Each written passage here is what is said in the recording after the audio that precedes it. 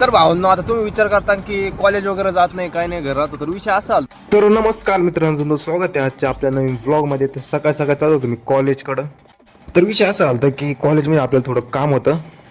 तर चला आता तुम्हाला सांगतो पुढं. आता इथं आतमध्ये आलेलं आहे भावांनो कॉलेजमध्ये आपलं जे काम होतं ते झालेलं आहे भावांनो. आता तुम्हाला सांगतो पुढं काय काम होतं.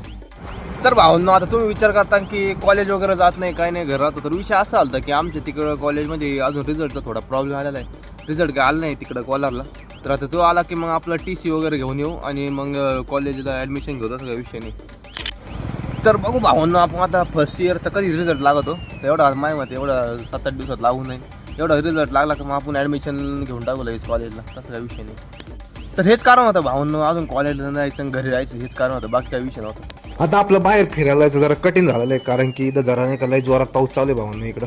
तर आता आलो मी खाली कढीपत्ता घेण्यासाठी, कारण की आपल्या इथं दारात कढीपत्त्याचं पण झाड आहे आणि इथं लिंबाचं पण झाड आहे, तुम्ही बघू शकता भावांनो.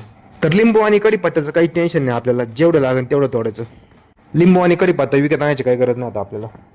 तर भावना आता सध्या जातो टेरेसवर, कारण की घरात जायचं रे पोर, वरती आलतो रिलॅक्स गार हवेल.